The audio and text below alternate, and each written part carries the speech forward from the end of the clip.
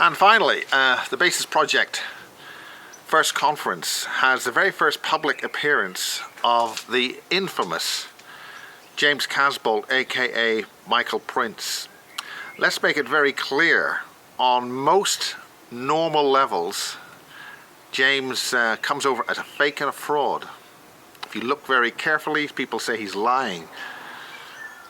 I am suggesting that we need to look at this very carefully indeed. This will essentially be the closeout of any coverage I'm doing with Casbolt. What he's saying in this series of statements which he made public, including his public statement of mass assassination of people at Sotheby's in the United States. If he's done all this, you know, the police should be around and pick him up and lock him away. There are too many questions every time he speaks. On the face of it, he's a clear fantasist, a fraud.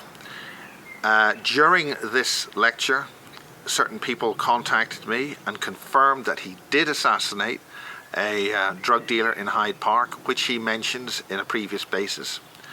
Secondly, another person knew and met James when he was 8 years old and confirms James's story about drugs and drug dealing and drug taking. His father, who went to jail and died shortly afterwards, is all confirmed by a person in the audience. The bottom line is, it's all very bad news. James also says he volunteered, he opted for the dark side. So one way or another, this is not good news. What I am concentrating on is who is running Casbolt. What's behind all this? Why should a loser, a fake and a fraud end up marrying and having a child with one of the most rich and prominent Jewish families in the world?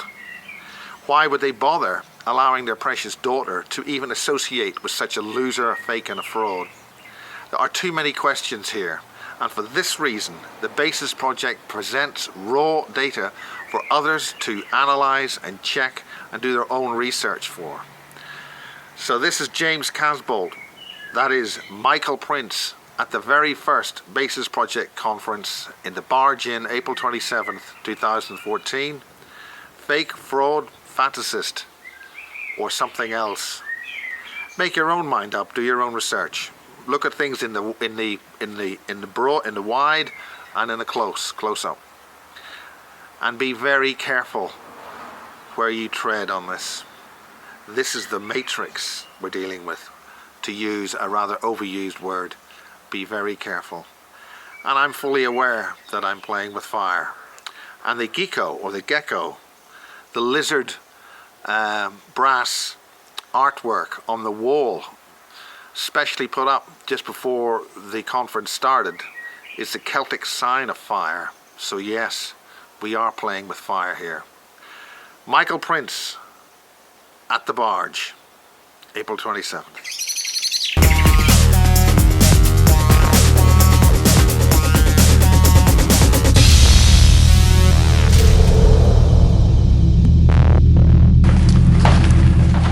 Okay, my name is Miles Johnson. This is the Basis Project, and beside me we have one of the most controversial interviewees that I've been doing over the last 20 years. Basic concept is he telling the truth? Is it real? Is it all fiction, faction? What's involved? Big mystery, a lot of controversy. So this is the very first time that we have Michael Prince to speak in public. We'll have questions and answers afterwards, although Michael, if you want to have an answer a question, it's entirely up to you. Yeah, I'll do it at the end. Yeah. Yep. So this is Michael's very first presentation, and we let you take it away. Just let me get that away.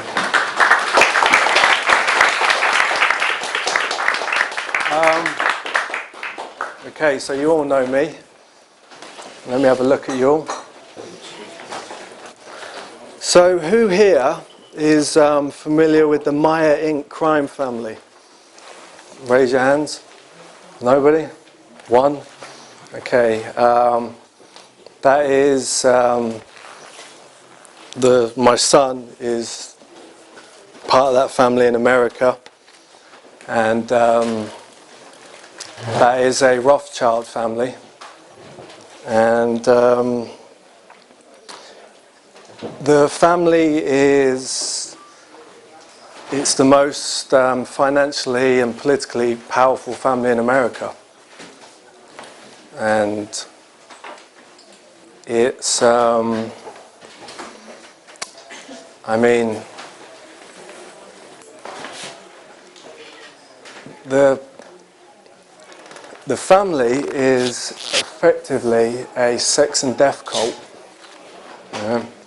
And I don't have a problem with that, but we're not going to make the we're not going to get the Jewish princesses pregnant and then be cast aside.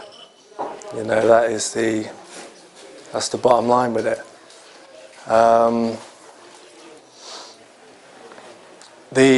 Who's familiar with Pindar here?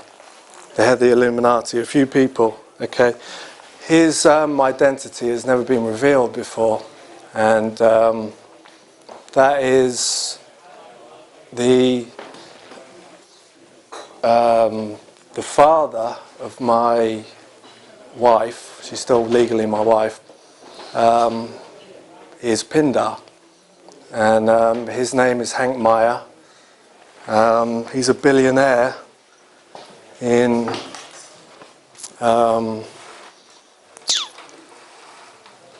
he's the vice chairman of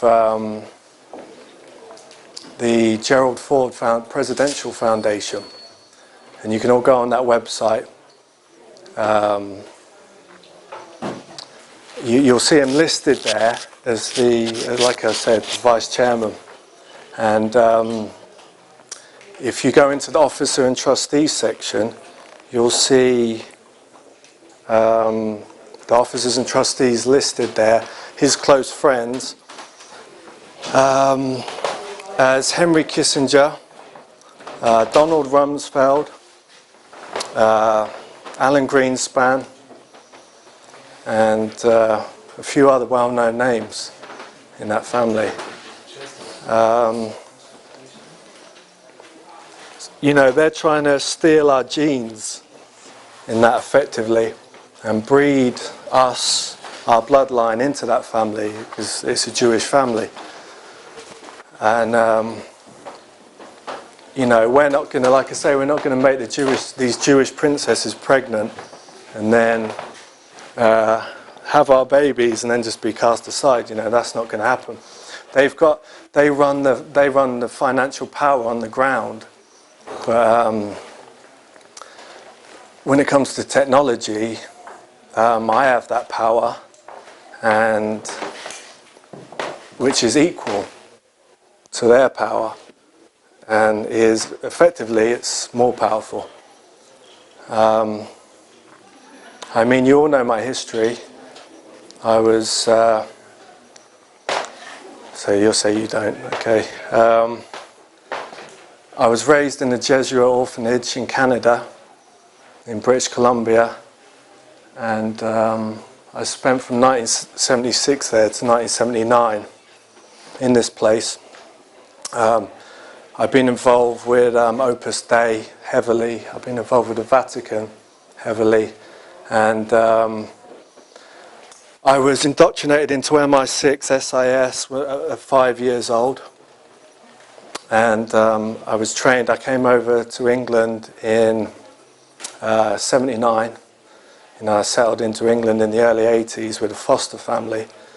That's the Casbolt family, and I was indoctrinated into that.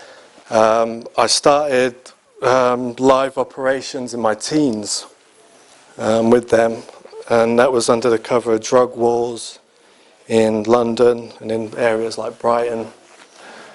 I was given diplomatic immunity in my teens, and I killed my first man when I was 16 years old in Brighton, and that was a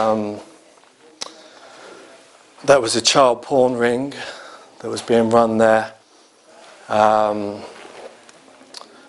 There was a guy involved in that, and I shot him outside a place called the Shark Bar on the Brighton seafront in broad daylight in front of multiple witnesses. I've got over 200 confirmed kills since I was a teenager, all through the 90s and from 2000 to 2012. And then I was, after that I was traded over to the NSA and I moved to America. Spent the last 3 years in America, as you probably know. I returned to this country in October last year.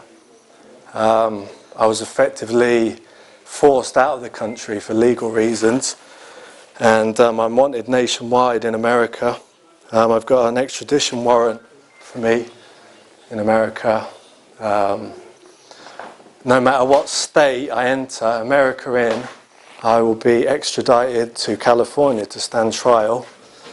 And I'm wanted nationwide there.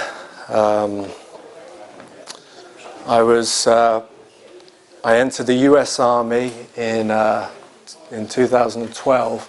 I was fast-tracked in, and I was given my green card through the Army. It was expedited, so the process was speeded up because they had to get me in before my 35th birthday. Because you have to enter basic training in the US Army before you're 35.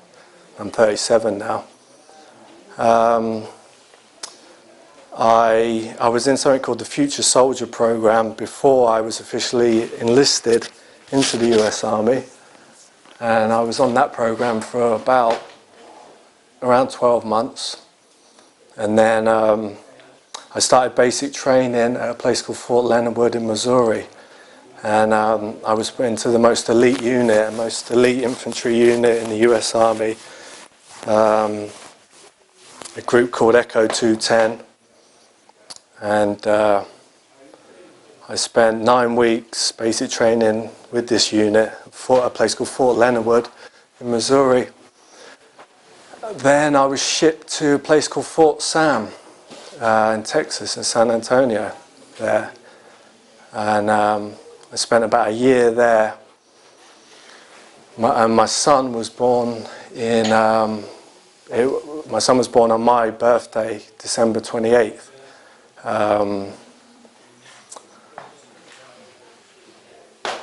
It says on his birth certificate that he was born at a military test facility on the base there. And I can't remember all the details because I'm so chipped up.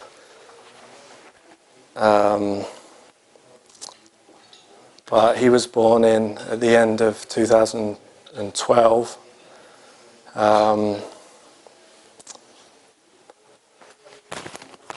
I finished, the base was called Fort Sam Houston, and there's connections Houston to the space program, which I won't get into now. And then I left the US Army around December 2012, and I was put straight into the NSA from there, because NSA are based in 3 places in America: San Antonio, Maryland, and Denver. Give me a second. You've just lost your radio mic. Okay. 2 seconds. Sorry, mate. There you go. Sorry about that.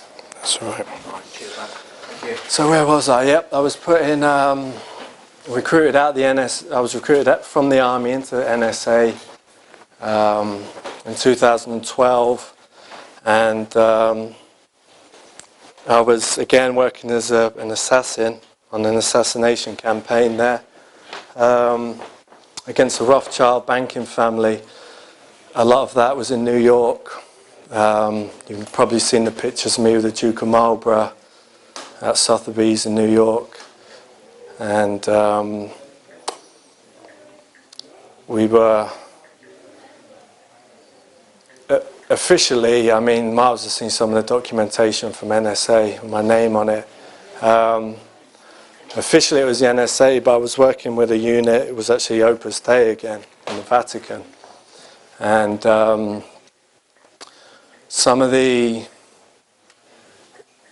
there was a hit carried out in Sotheby's around this time.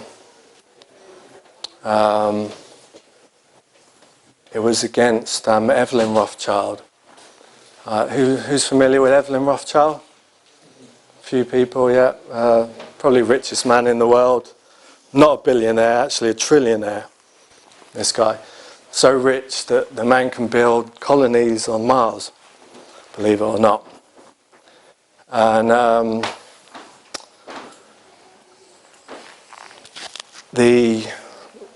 on this night I was there.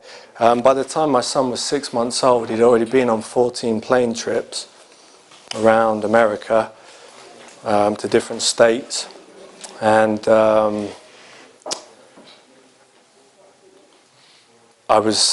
because when I was involved in the assassination campaign, I took my family with me to the places where I was going, my son and my wife. And the night at Sotheby's, we arrived there, my wife and my mother-in-law, Deborah Meyer, and there was a kind of mini riot going on outside. We were pulled up in the car. There was riot police there. It was the Occupy Wall Street people who were outside demonstrating. And that's actually a CIA front, as people probably know, or maybe they don't. So we got out of the car, and there was, people running up to us. I was like in a tux and bow tie. And there was people running up to us saying, "Hey, mother, you're going up there to count some money," and like just hurling abuse at us, hurling abuse at my wife, saying like "F you" and your dress and things like that. And we went up there and met the Duke of Marlborough, and there was Lady Henrietta Spencer Churchill, who's his daughter. She was there, and it was an auction. It was actually an auction at Sotheby's that night. It was a fundraiser for Blenheim Palace, and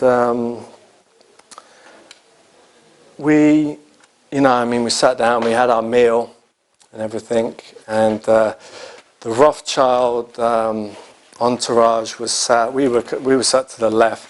The Rothschild entourage was sat in the middle of the room on the table. There was about 9 of them sat there in the middle, and Evelyn Rothschild was with them. Most of the people there had their pictures taken and were put on a website called the New York Social Diary, and people can look that up. And Evelyn Rothschild wasn't actually photographed that night, but he was there. So, I picked him out of the crowd and went into the lavatory there. And there was, you have attendants at these places in the lavatories, they give you aftershave and stuff like that. And the attendant in there was an Opus Dei operative. And I went in, he gave me the signal, and I went into one of the stalls, and there was, it had already been prepared beforehand. There was a Smith & Wesson 9mm pistol taped underneath the cistern, and there was a Heckler & Koch submachine gun in a compartment behind the wall there. And I untaped the pistol and cocked it and put it in my waist, and took the machine gun out and just held it in my hand. There was nobody in the lavatory at that time. Just held it in my hand and cocked it, and then walked out. And the Opus Dei operative gave me the signal, which is always in Latin, and that's it kind of puts you in the mode there. And I simply just walked out and walked over to the table and started shooting them in the back of the head. the people who were facing the opposite way. And I emptied the magazine and dropped the gun on the floor, pulled out the Smith & Wesson and started shooting people in the face who were facing me. And most of them, in situations like this, most people freeze. You know, everything just goes silent. Most people freeze. But Evelyn Rothschild, you know, he's hard. You know, I take my hat off to him. I've got a lot of respect for the guy. And he got out of the way. He was one of the few people that didn't freeze. And he got shot in the chest, but managed to run off to the right. And then once people realised what was going on, the whole place just erupted then, and people were running around screaming. And I grabbed my wife and my mother-in-law, and we ran downstairs and ran into a car outside, a car waiting for us. And that was one example. You know, there was at least 20 hits I did in America at the time. And this all led up to the situation with me getting kicked out of America. You know, like I say, I can't step foot on American soil.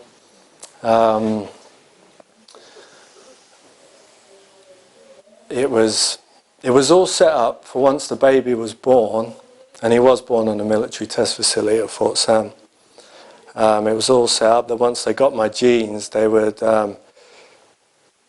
effectively make me leave the country. And my wife and I were living in San Antonio in an apartment there at the time, and Hank started to send his slaves down to infiltrate our lives, his mind control slaves, which would do anything for him under threat of death. And first of all, how the events triggered, my mother-in-law came down and she said, our trustee, another banker, because my wife and I were living off trust at the time, I was effectively a millionaire in the country, said, the trustee has said that you and Haley have to split up. And they were in control of the finances, so I had to leave and go and stay in a hotel in San Antonio. And we'd already gone to San Francisco at the time, just a few weeks before, and we got an apartment set up because we were moving to San Francisco, because I never liked Texas, it was too hot there. And we were supposed to be involved with Dr. Michael Aquino in the NSA. He lives on a place called Russian Hill, near where our apartment was in San Francisco. And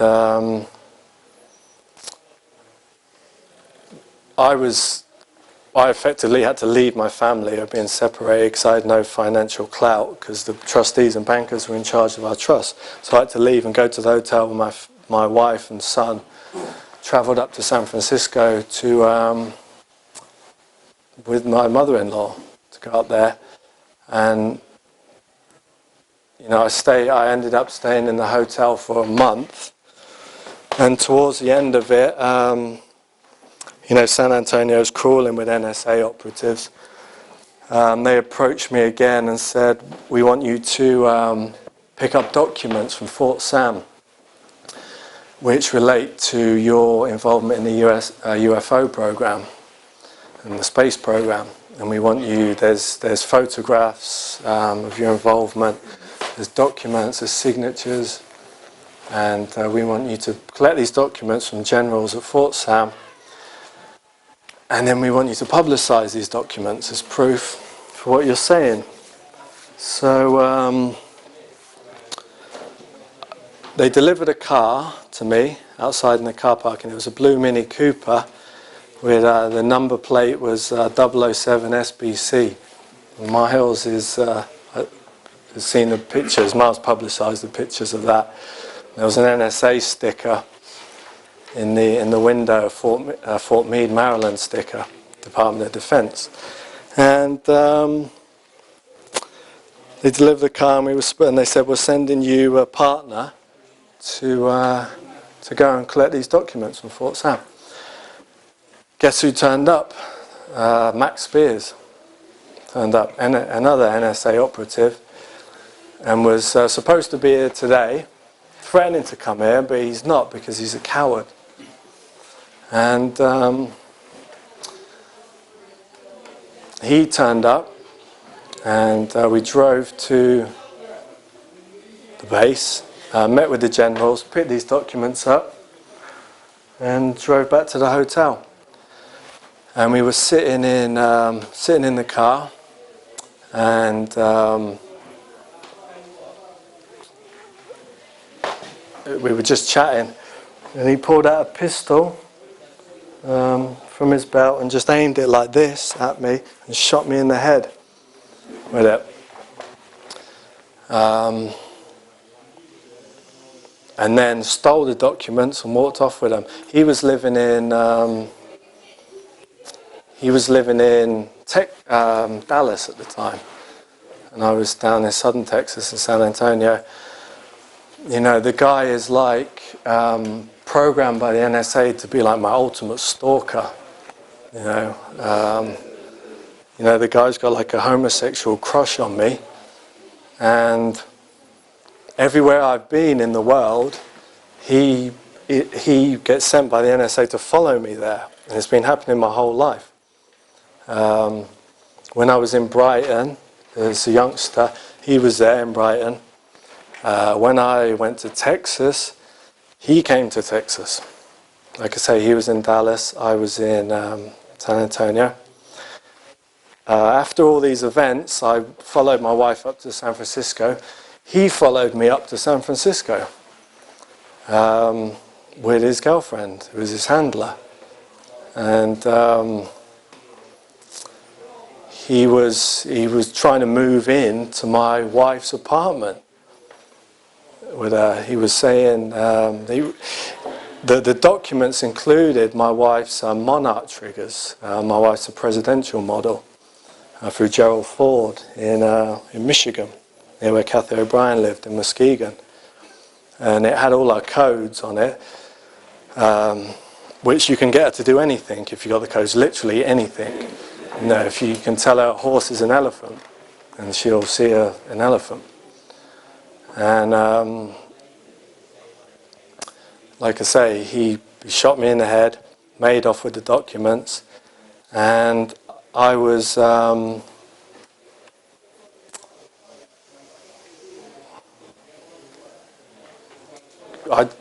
was obviously injured, like seriously injured, picked up by an ambulance and taken to a certain military facility, underground facility in New Mexico desert, in Dulce. And my next memory, I woke up on a Greyhound bus, traveling through the desert there, and just near the facility there's a big mountain range, and I showed Miles a picture of the base there, and it's got a holographic cover in front of the mountain, which you can clearly see on the picture. And I was regenerated at the facility. My injuries were regenerated there, and I was healed. The plan was to say that I lost my family and shot myself in Texas. That was the plan. And they were going to keep me underground. They were going to keep me at Dulce. And I shouldn't really be here talking to you. I shouldn't really be in the human environment. But here I am, standing here.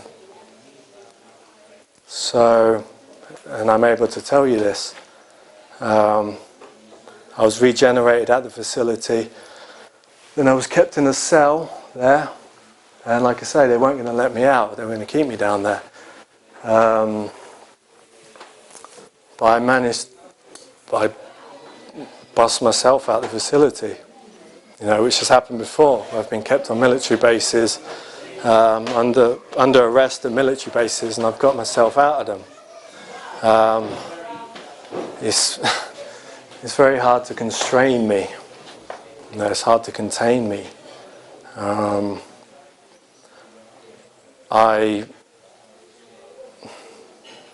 There was generals, U.S. Army generals, and also Navy and Air Force that I was connected to in America in all different states, and I had their phone number, and I was in the cell. I found a way to telepathically dial their phone numbers from the cell with no phones, and through that I was able to get out the facility and was put on a Greyhound bus by Homeland Security agents and made my way to San Francisco there. And managed to get back to my family. Spent about a month there. During this time, Hayley had plastic surgery and had her face reconstructed. And there was a woman called Lorian Fenton who Miles was involved with at the summit. And Hayley's face was all bandaged up. And Lorian was going around telling people that I'd beaten Hayley up. Which I didn't. I nursed her. I looked after her for 2 weeks. After she had the facial reconstruction surgery, because they wanted to get me, because they were going to get me to leave the country, and then they were going to hide her and the baby, and nobody knows where she is. I don't know where she is. I don't know where the baby is. There's rumours that she's in LA. There's rumours that she's in New York. And this, once I arrived in San Francisco, this is when Hank Meyer, Pindar, started to send his slaves to infiltrate our lives. And a whole network of them just appeared. There was psychologists involved, there was divorce lawyers involved, the police were turning up all the time at the door, knocking on the door, harassing us, asking stupid questions like, is the landlord in, do you know where he is? And this is when Max Spears and Sarah Adams turned up. They were sending Hayley about 15 texts a day each, and they were triggering her through text. And Max Spears sent Hayley a text. He'd actually, when I was shot and when I was at Dulce, he waited till I was out the way and was calling Hayley and having like 2-hour conversations with her, triggering her, telling her he wants to have sex with her and all this. And Sarah was contacting Hayley saying, I'm bisexual, I want to come up there and have a bubble bath party with you, things like that. And Max said, if you let Sarah and I come up and kick Michael out and let us move into the apartment, I'll get a job in a heartbeat. And because he was making himself out to be the hero, making me out to be the bad guy, and I'm not a good guy or a bad guy. I'm bad and evil. And all the super soldiers are really dark. They're all involved in human sacrifice, ritual murder, all of them. But I'm the only one who's going to come here and tell you the truth. I'm the only one who's going to come here and be honest with you. I'm not going to insult your intelligence and make myself out to be a light warrior and all love and all this, like they all do. Because that's not how it is. All the super soldiers are dark. And it's that simple. So they were triggering her, and she agreed. She says, yeah, come up, come up and move into the apartment. And then they kept sending texts saying, yeah, but you got to kick Michael out, like this. So she said, right, you've got to leave Michael. And I'm like, I left a career, I had a home in England, and your family said if I come to America, I'd be looked after. And I don't know anybody in America, I've got no friends, I know where am I supposed to go? And she was basically, that's not my problem. You got to go. You can go and stay in a hotel again. I'd already just spent a month in a hotel in Texas. And I said, well, I'm not going because I don't know anybody. So she says, well, I'm going to call the police. So the police turned up, armed police. And I said, I'm not going to fight you here. So I'll leave. And then I was taken to a hotel again by the police. Spent a couple of weeks in a hotel. Max and Sarah came up, moved into the apartment, and he's posting pictures on Facebook of him holding my son, and videos of him holding my son, shaking my son. Him posting pictures on his Facebook with his feet up in my front room, like, screw you, Michael, like, we control your family now. And Michael Aquino got involved, Lorien Fenton, Douglas Dietrich, Michael Aquino's right-hand man, who he worked with at Presidio. They were all coming to the apartment. It was just surrounded by handlers. And, Michael Aquino lived near us on Russian Hill. And we were being taken to Bohemian Grove in the area for rituals, satanic rituals. There was a lot of torture going on. Ended up with me in Marin County Hospital through one particular ritual at the time, where I was seriously injured. And Miles has got the pictures, he publicised those, me in hospital, there's police guarding my bed. I've got a morphine drip in my arm. And they gave me so much morphine that it didn't actually work, it didn't actually do anything. And I went through a particular satanic ritual which is very popular, where they crucify you upside down and get a ritual dagger and carve a piece of your liver out in the most excruciating, painful place. And then they feed off the fat around your liver because they believe that it extends their life. And I ended up in hospital through being injured. And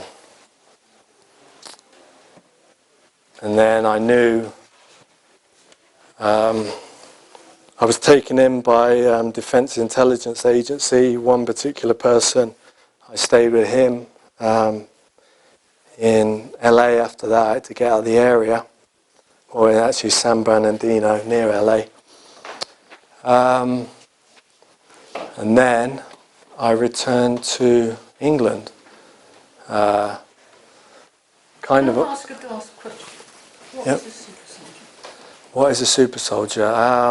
A transhuman, the next stage in human evolution. Okay. Yeah. Coming about how? I'll take questions at the end. Okay.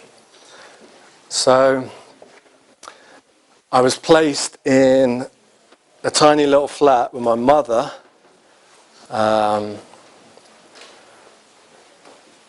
who's effectively a vampiric control freak. And stuck in a tiny little flat with my mother and stripped of all financial resources. And that's where I am at the moment.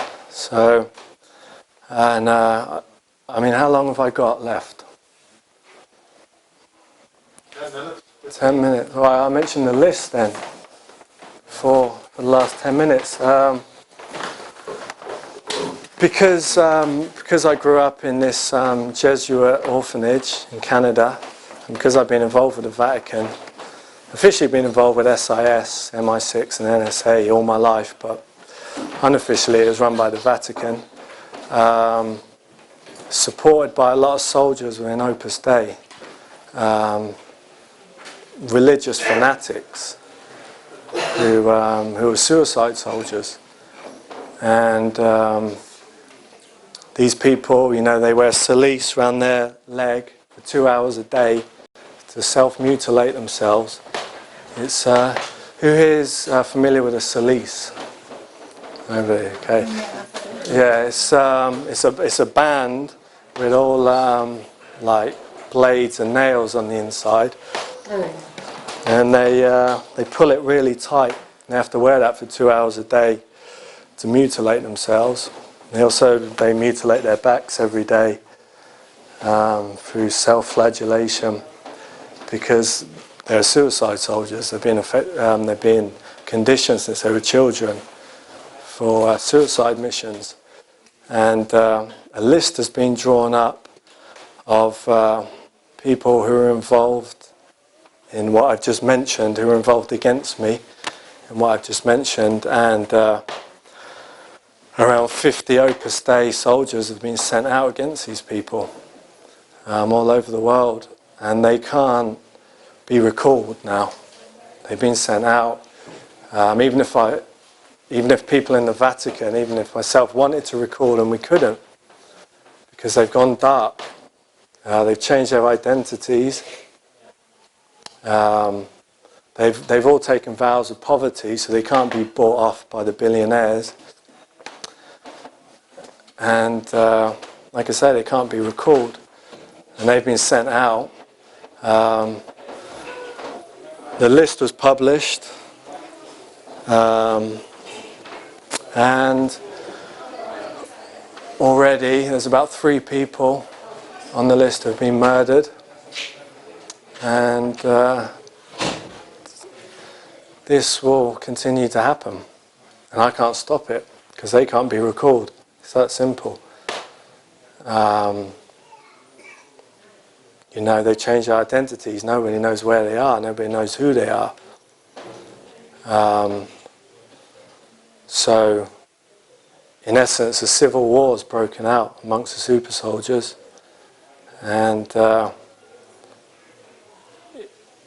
it's their job to survive it. But I told Hank, I told Pindar, I said, I want to be left alone with my family. Don't send your slaves to infiltrate our lives, and everything will be fine. I told him this, and but they were still sent in. So I didn't start this. I said I want to be left alone. I didn't start this, but now events have gone into motion that can't be stopped. And this is all this war wants to. They want the public to see this war as a demonstration into super soldier abilities. They want to demonstrate us to the public.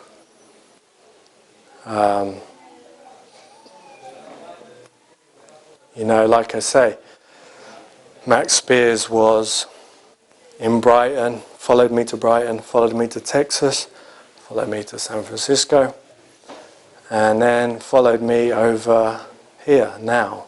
He's in the country, and was supposed to be here today, but he's not here. So Macau has talked about it on Basis 36. I'm being prepared in the Blue Beam type project, being prepared by the Vatican to be presented by the Vatican as someone who was prophesied to come.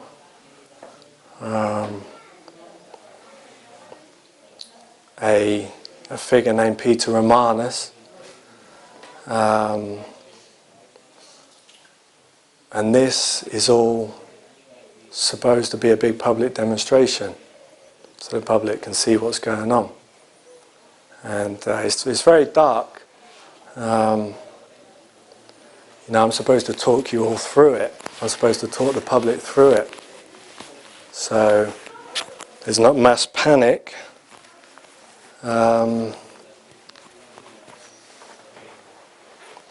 Of what's occurring here, because ultimately the agenda is there's a lot of these non-human creatures in underground bases, everybody knows. I've seen all different types of races, and they want to bring them onto the surface, and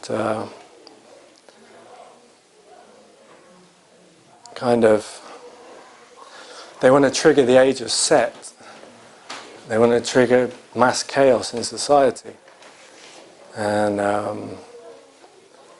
I've seen non-humans walking around in daylight in America and even in England, in different places. Blatantly non-human people walking around. And everybody's so politically correct, nobody will say anything. It's like the emperor's new clothes. People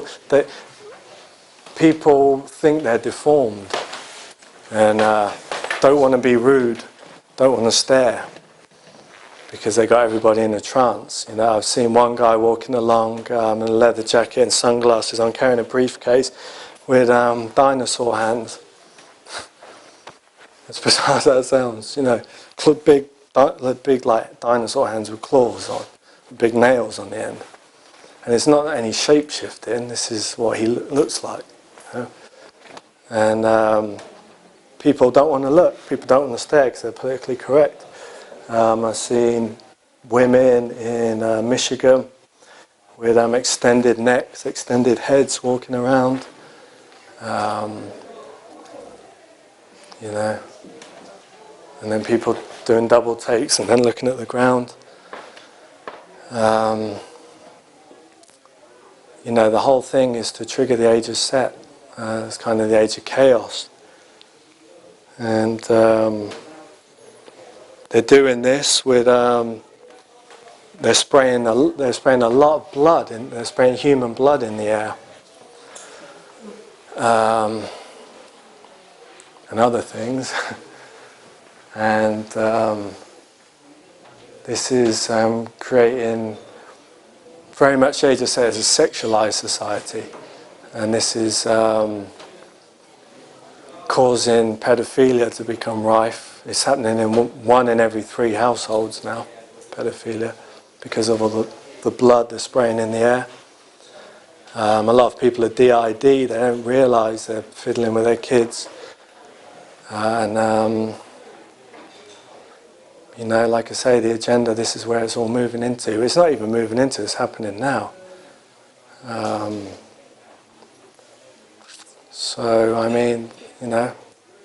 That's where it's at, that's where I'm at. I think that's the 10 minutes. How long have I got?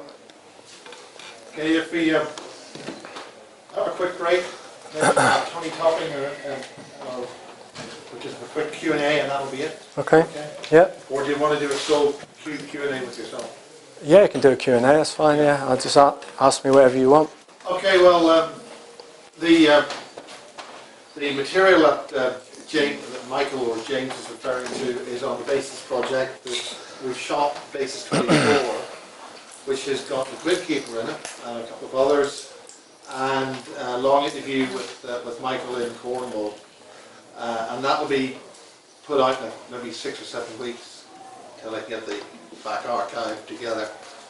And all the other material that he's referring to is on the Basis project on YouTube.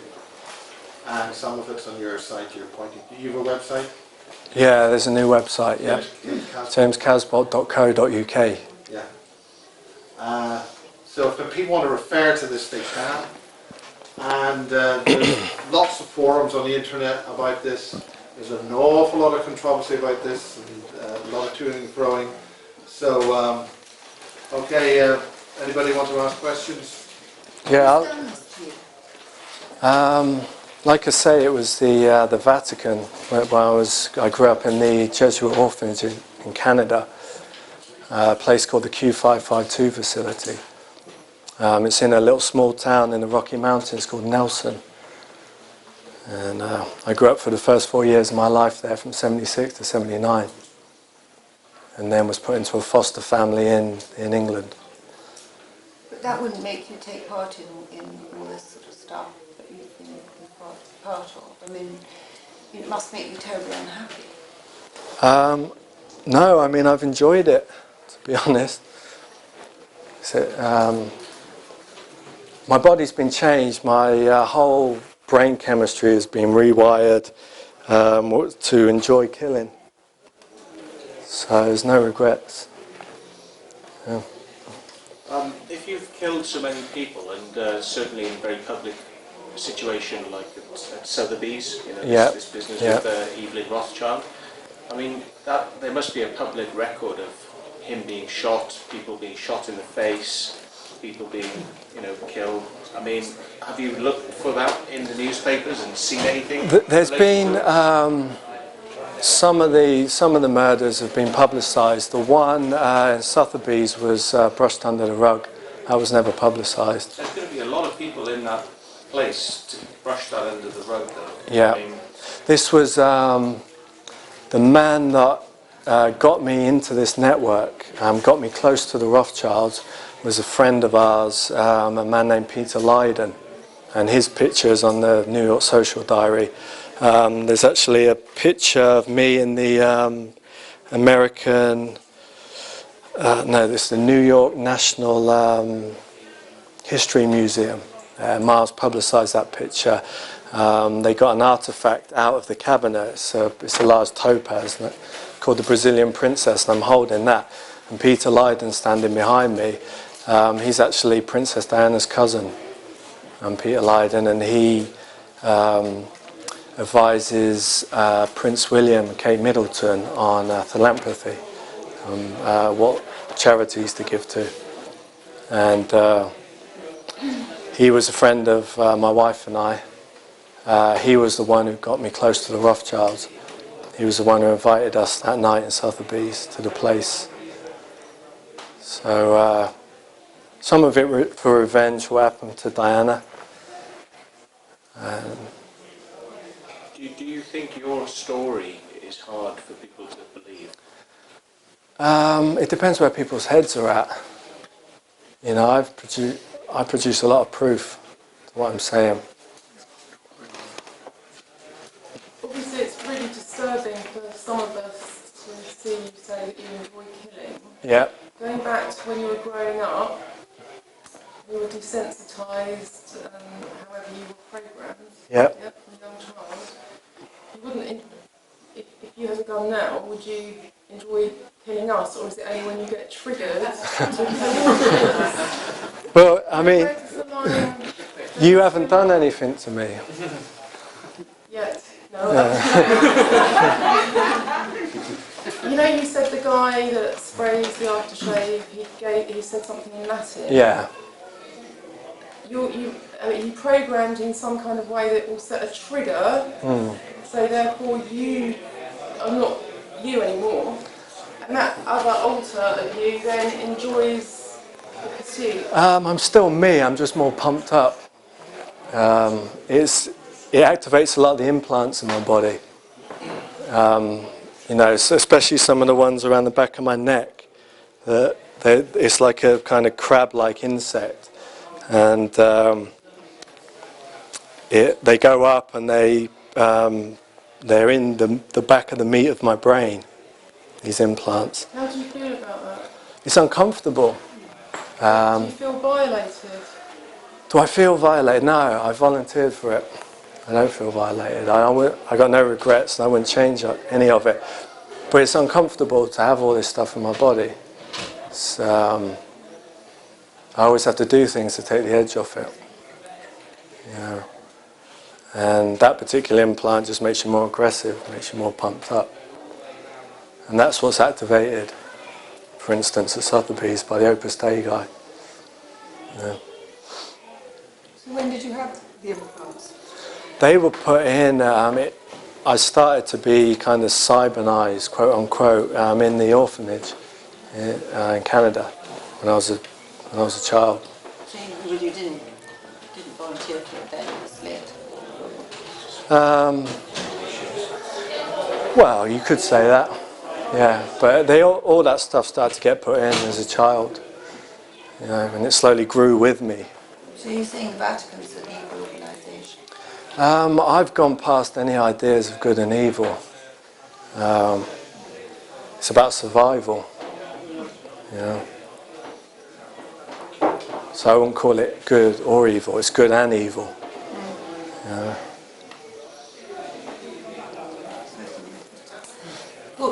Would you be happy to be put in jail for murdering people if it was provable that you had done it?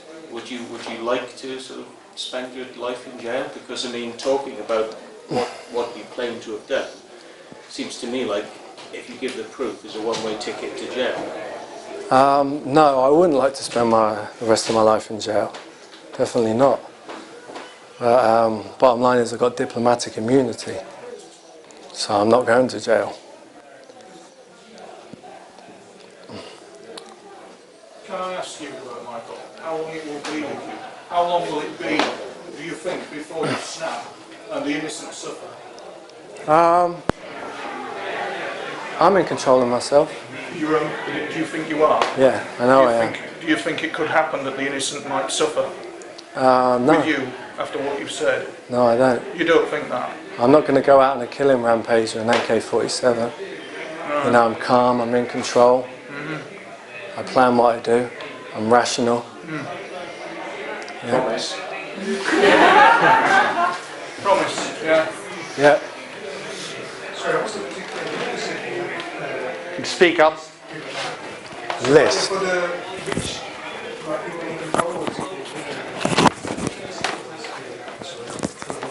Was that list published? Yeah, the list was published on, I published it on Facebook about 5 times. The list is mostly people in the UFO community. I'm even on the list. The list is divided into people under threat and people not under threat. And because the whole ufology is a joke, it's, you know, a lot of the women involved, black witches, and they're going to tell you they're here to help everyone. A lot of the women involved in ufology, and they're involved in ritual child murder. So they're the ones who are going to do that? People are already starting to die on the list. Yeah. So those are the ones that are like on the list? Michael Hemmingson died. He was on it. He died. Former White Hat. Yeah, he was. Got the Geldof girl. Peaches Geldof was on it. Yeah. And So is the list not available still? Is it? Has it gone now? yeah, it's on Facebook. On my Facebook. Yeah. Who are the people who have gone down at some list? It was a Rothschild contingent. Evelyn Rothschild and about 9 of his family members. Did it reach the press that Nathaniel Rothschild was? Yeah, it was reported in the alternative press, but then I don't know if they replaced him with a clone or something, because there was a lookalike walking around after him. But also Leopold Rothschild was taken out during the assassination campaigns in London, and he was dead. Is there an internal war? Yeah. Sorry to interrupt. You did mention Mikhail. Mikhail was meant to be here. Do you want to say anything about what he said? No. Okay, fair enough. He's not able to be here. Okay. Okay. Mikhail has appeared in the latest Spaces by I'll say a week things ago. privately, I don't want to say Yeah, anything. okay, but he was meant to be here. So he's not here. He's not here because he just doesn't wish to be here. Yeah, I I'll understand. leave it at that. I understand. But he did want to be here. Okay. What motivates you to live? What motivates me to live? To survive. I want to To survive. survive what? To survive death? Yeah. I don't want to die Because because I like living. I want to extend my life. I want to live as long as possible. do you have any memories of being alive before? Yeah. Officially on my birth certificate, I was born in London in 1976, which is not true at all. It goes before that, but I'm not going to get into that now because it's really complicated. What's going to happen to the normal human? I mean, if the super soldiers are coming out and if they want that to come out, say that we witness the battle between the super soldiers and the ETs, for example. I mean, are we all going to be upgraded to join in? I mean, it's not going to be a spectacle, is it? I mean, That's exactly what's happening. Everyone's being upgraded. Everyone's being dragged closer to us. yeah. Everyone's being, their evolution has been accelerated through this. Yeah.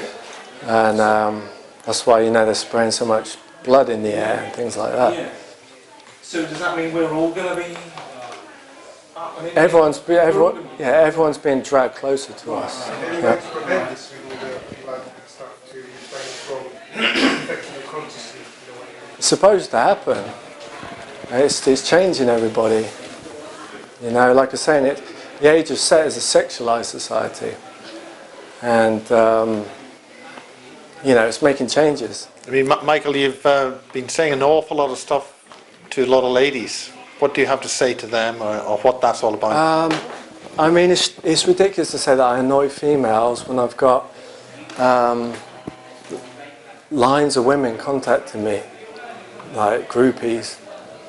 And then, they're saying they want me to rape them with balaclavas on, and things like that.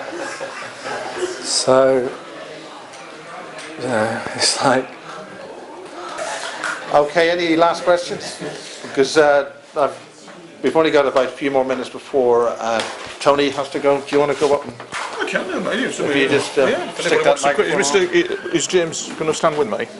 You don't want to be standing with James? No, certainly not on camera, no. Certainly not, matey, no. Okay, is that the last question for Michael at the moment? Okay, good stuff.